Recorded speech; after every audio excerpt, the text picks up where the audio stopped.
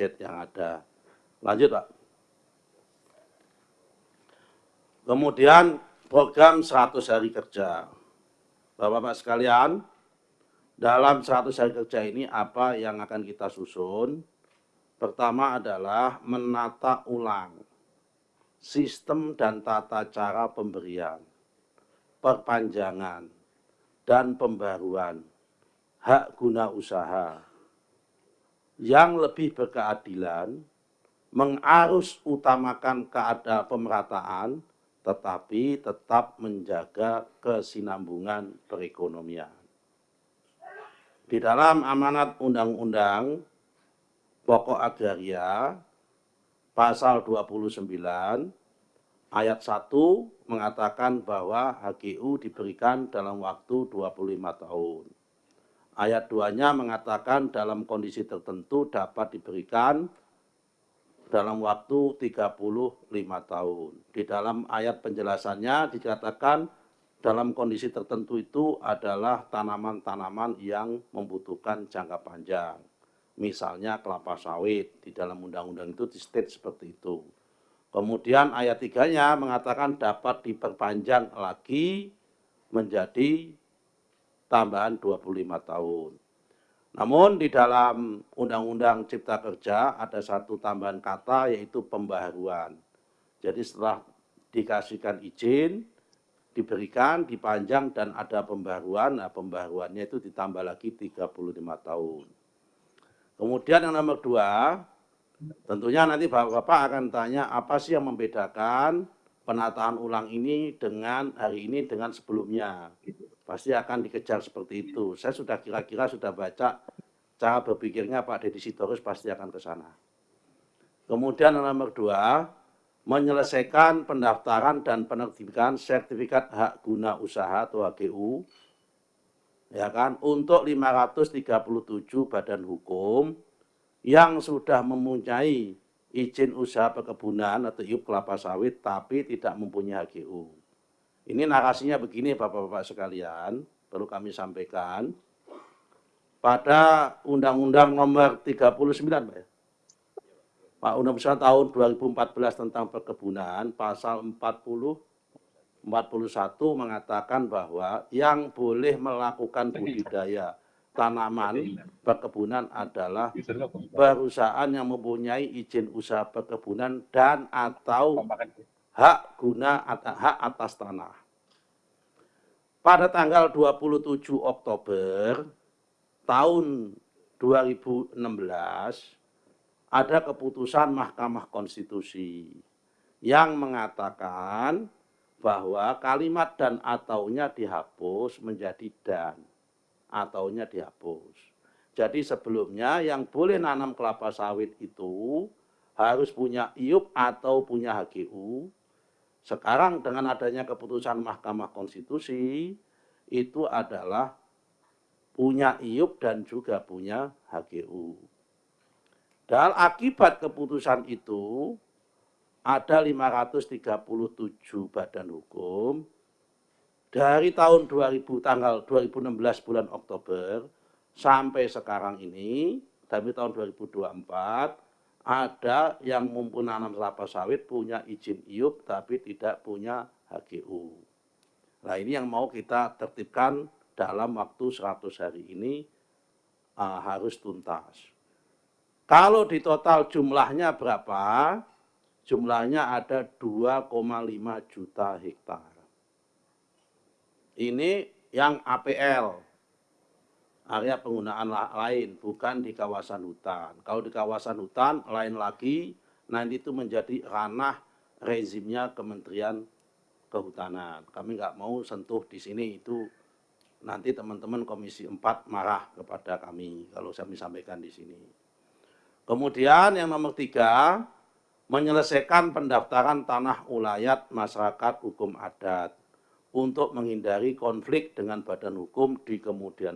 15 tahun di Komisi 6 bersama Pak Aryo Bimo, ini selalu sering menemui tentang ninik mama dan sebagainya yang dengan PTP, dengan badan hukum dan sebagainya di sini akan kita tuntaskan secara pelan-pelan. Karena total tanah ulayat yang menggunakan hukum adat di Indonesia ini masih kurang lebih sekitar plus minus ya 3,5 juta hektar. Tapi yang sudah terdaftar kurang dari 1.000 hektar. Jadi masih pekerjaan besar ini untuk yang tanah ulayat.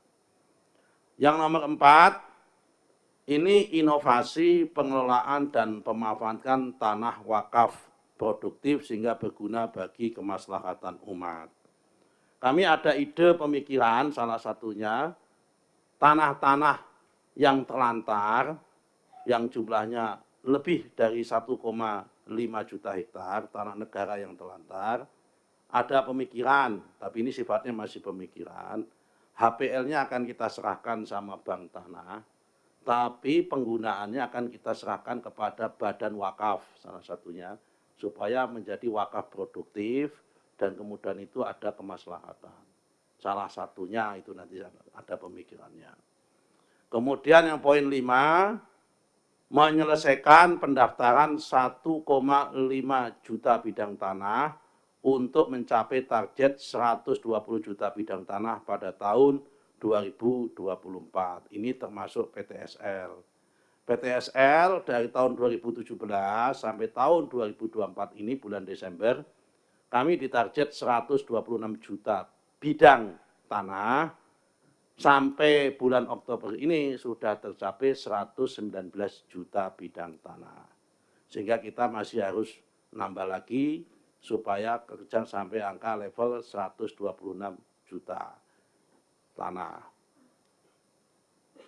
Berapa target ke depan, Bapak-Bapak sekalian, untuk PTSL atau untuk pemetaan tanah? Di Indonesia itu ada 70 juta, 4 hektar APL, area penggunaan lain. Kalau yang hutan itu plus minus ya, sekali lagi plus minus karena datanya beda-beda, itu 125 juta itu kehutanan. Dari 70 juta plus minus tadi hektar itu, yang sudah terpetakan sekitar 55 juta. Sehingga masih kurang sekitar 14,4 juta hektar yang belum terpetakan sama sekali. Nah ini menjadi pekerjaan 5 tahun mendatang, ya kan, itu kita akan melakukan pemetaan dan pendaftaran di 14,4 juta hektar tanah yang targetnya kalau dilihat dari bidang itu mencapai 80 juta bidang sertifikat. Kemudian nomor 6, pemenuhan target 104 kantor pertanahan sebagai kabupaten kota lengkap pada tahun 2024. Ini targetnya, sekarang udah berapa Pak ya? 79. Sekarang udah 79, kita target 104. Semua kota itu di dalam kawasan tersebut tanahnya sudah terdaftar dan terpetakan. Lengkap. Definisi lengkap kalau kata Pak Fikri itu juga lengkap dengan dosanya di dalamnya itu.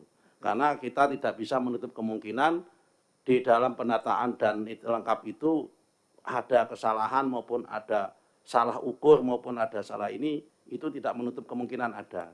Karena itu secara jujur kami state di sini, karena ini di depan forum yang baik, salah satu PR-nya adalah lengkap dengan dosanya. Karena mungkin barangkali bapak-bapak, ibu-ibu sekalian, belum pernah mendapat informasi karena saya tanya teman-teman belum pernah disampaikan di sini, saya mau sampaikan saja nggak apa-apa, karena kita ini memulai dengan baik.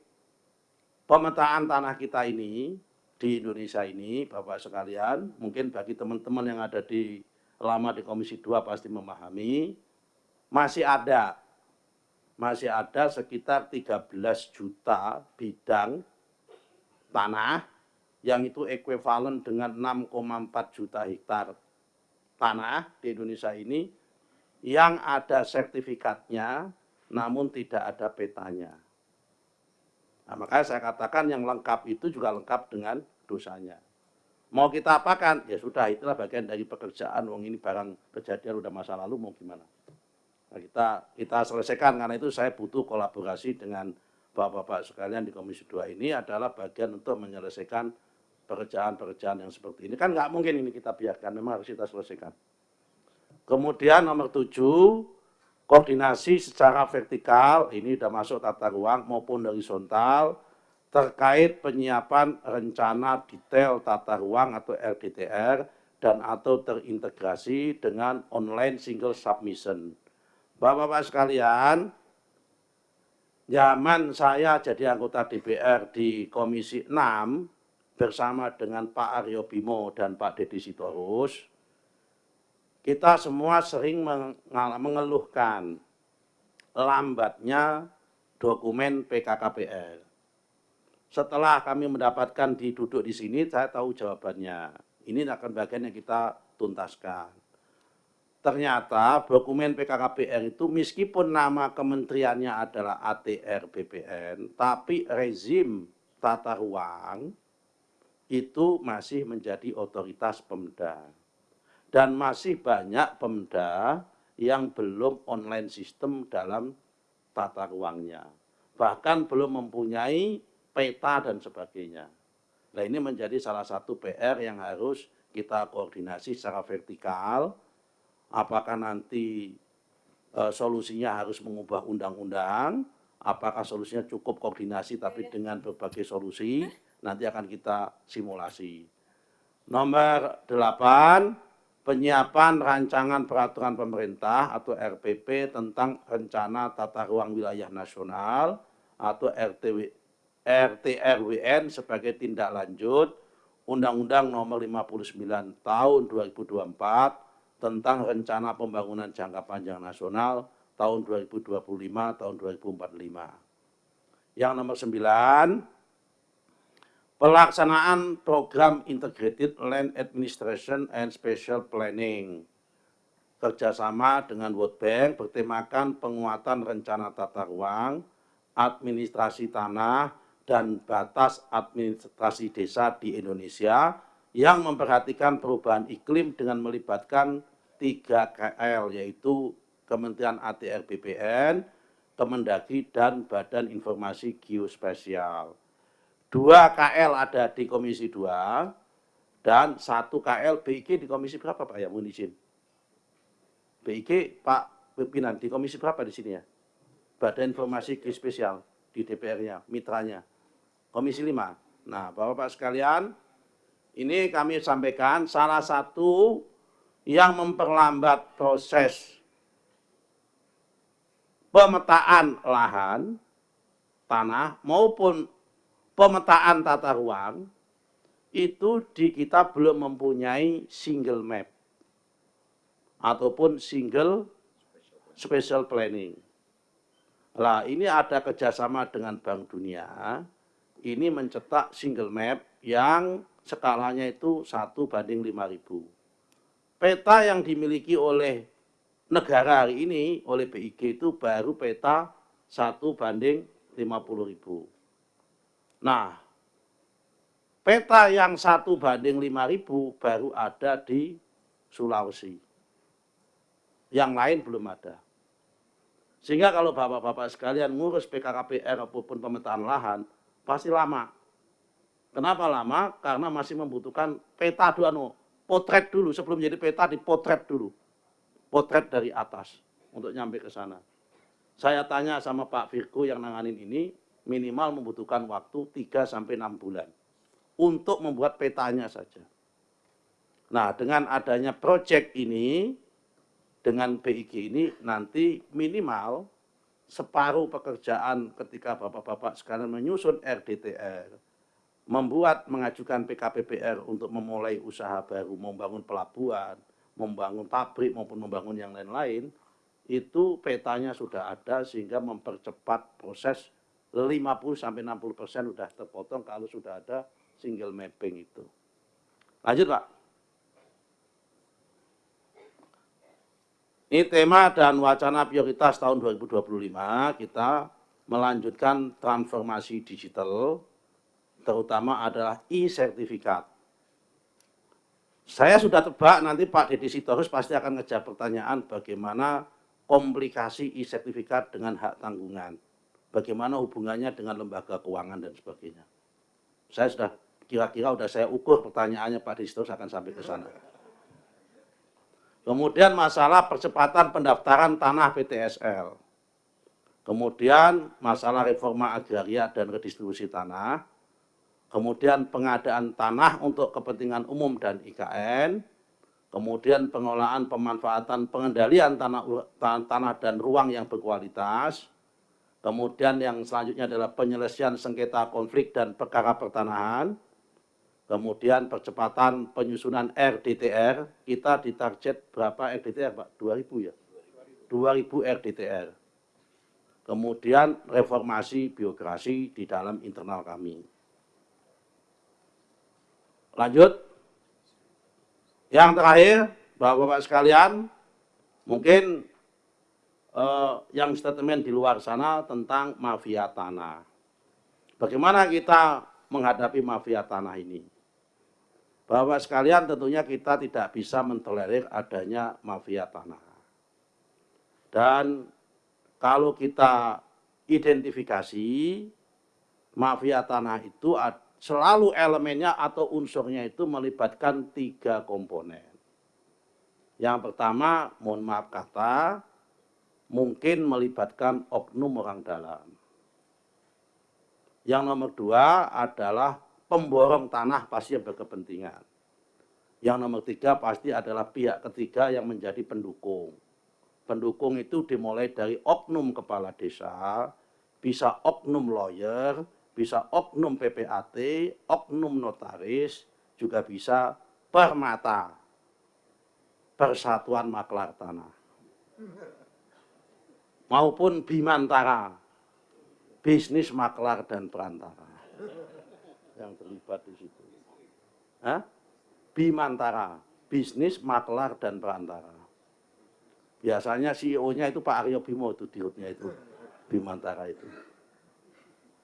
Nah, itu yang bisa melibatkan 3 elemen itu yang bisa melibatkan. Nah, apa treatmentnya? Kita tidak bisa mentolerir itu, kita akan melaksanakan rakor khusus ini dengan Pak Kejaksaan Agung sama Pak Kapolri sama PPATK. Kami akan menginisiasi adanya proses pemiskinan terhadap mafia tanah. Kami tidak hanya puas kalau mafia tanah itu dikenakan delik pidana umum, kalau itu pidana murni, kalau melibatkan aparat negara, penyelenggara negara pasti adalah deliknya adalah tipikor, ya kan, tidak pidana korupsi, tapi kalau bisa diimbangi dengan delik tindak pidana pencucian uang supaya ada efek jerah. Nah, ini yang perlu kita dorong nanti dalam rakor itu, kita sedang simulasi supaya apa? Supaya persoalan mafia tanah ini benar-benar tidak ada di Indonesia, karena itu menyangkut kepastian hukum dan mempermainkan orang-orang kecil yang itu mempunyai hak yang diserobot haknya.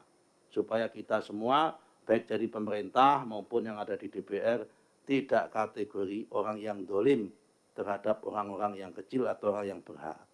Saya kira itu Pak yang bisa kami sampaikan untuk pemanasan di dalam forum Komisi 2 ini. Selanjutnya kami serahkan kepada Bapak Ketua dan Bapak Pimpinan, serta Bapak Ibu anggota semua. Ini kok, mohon maaf, ini kok anggotanya tidak ada yang sawangebel begitu Pak. Tidak ada wanitanya sama sekali dia. Ada ya? Oh, belum hadir ya? Ini kalau rapat tiap hari lihat Aryo Bimo, lihat ini kan bosen kita Pak nanti Pak. Kelihatannya begitu kok, beda dengan 6 ya? Iya, gitu rasanya ini. Sekian, terima kasih Pak. Assalamualaikum warahmatullahi wabarakatuh. Assalamualaikum warahmatullahi wabarakatuh. Kita beri tepuk tangan kepada Pak Menteri. Saudara Menteri, Wakil Menteri, dan seluruh jajaran Kementerian ATR BPN, kami mengucapkan terima kasih atas paparan dan perkenalan dari Pak Menteri. Saya kira banyak hal tadi yang disampaikan oleh Pak Menteri. Satu hal yang saya sangat senang dan saya beri apresiasi adalah kejujuran Pak Menteri. Kejujuran ini saya kira adalah modal utama Bapak untuk bekerja bersama teamwork Bapak di kementerian, baik bersama Wakil Menteri maupun seluruh jajaran Kementerian ATR BPN.